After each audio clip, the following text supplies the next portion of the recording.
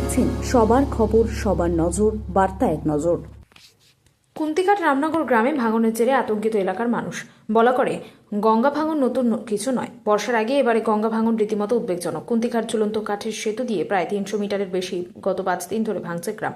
গত 2 বছর অপর প্রান্তে ভাঙন দেখা গিয়েছিল, সে জায়গায় শালবল্লা দিয়ে ভাঙন রোধ করা হয়েছিল সে সময়। এবারে ওপারের ভাঙনের থেকে এপারের ভাঙন অনেকটাই বেশি। প্রতিদিনের গঙ্গার জল বেড়ে ভাঙন ভয়াবহ আকারের রূপ নেয়, আশঙ্কা স্থানীয়দের।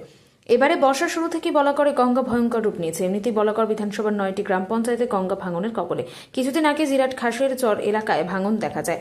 সম্পালতার বলেন শ্বশুরবাড়ির শ্বশুর শাশুড়ি অসুস্থ, এক মেয়েকে নিয়ে স্বামী দিনমজুরের কাজ করেন, কোনো ক্রমে একটা বাড়ি করেছে, এখন তা সম্পন্ন হয়নি। তার মধ্যে শৌচালয়টি ভাঙনে পড়ে রয়েছে, আর বাড়ি থাকবে কিনা চিন্তায় রয়েছে। এই বাড়ি চলে যাব কোথায়? তাই সোমবার জেলাশাসক সহ স্থানীয় প্রশাসনের নানান বিভাগে জানান এলাকার বাসিন্দারা দ্রুত ভাঙন মেরামত দরকার। তবে এই বিষয়ে স্থানীয় পঞ্চায়েত বা বলাকর পঞ্চায়েত সমিতির প্রতিনিধিরা তার ক্যামেরার সামনে কিছু বলতে চাননি। বলাকর ব্লকের প্রশাসনিক আধিকারিকেরা ক্যামেরার সামনে কিছুই বলেননি। বিষয়টি দেখা হবে। হুগলির কুন্তিঘাট থেকে রাজেশ দেবনাথ, বার্তা এক নজর। শুনতে পাচ্ছি না।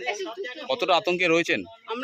আমরা খুবই আতঙ্কে রয়েছি। মানে আমাদের আমি দেখে তো অবাক। কালকে আমি গঙ্গার জল, আমি নদীতে আসিনি 2-3 দিন ধরে, গঙ্গার জল নিতে এসে আমি দেখছি এই অবস্থা পরিস্থিতি। এই জেনে আমার তো মাথায় হাত পড়ে গেল, কেননা আমরা এই বোনের বাড়ি আমার পাশে, এই বোনের বাড়ি ভেঙে গেছে, গোয়ালঘর ভেঙেছে, বাথরুম পায়খানাটা ঝুলে রয়েছে।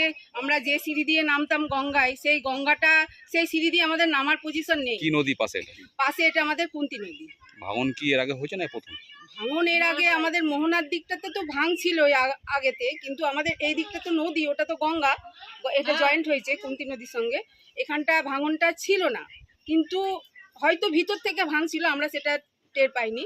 কিন্তু আমরা ইদানিং এই গত শুক্রবার থেকে আমাদের নজরে আসছি যে এরকম পরিস্থিতি। প্রশাসনের কেউ এসেছিল এখানে? এখানে এসেছিলেন, সেরকম কেউ আসেননি। মানে আমরা অঞ্চলে গিয়েছিলাম।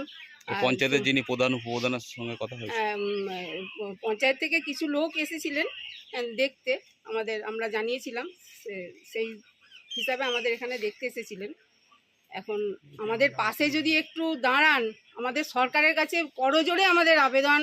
আমরা এই সমস্ত, এই যে ঘরবাড়িগুলো আমাদের রয়েছে, আমাদের সমস্ত, আগেও আমরা দেখেছি আমাদের আত্মীয়ের বাড়ি একটা অনেক দূরে, আমাদের এই গঙ্গা ছিল অনেক দূরে, কিন্তু এই গঙ্গাটা কিভাবে যে ওদের বাড়িটা নিয়ে গেল, সেই আতঙ্কটা আমার মাথায় এখনো পর্যন্ত রয়েছে। তার জন্য মানে খুবই আতঙ্ক রয়েছে যে আমাদের ঘরগুলো। কি নাম আপনার? আমার নাম মিতু মালিক।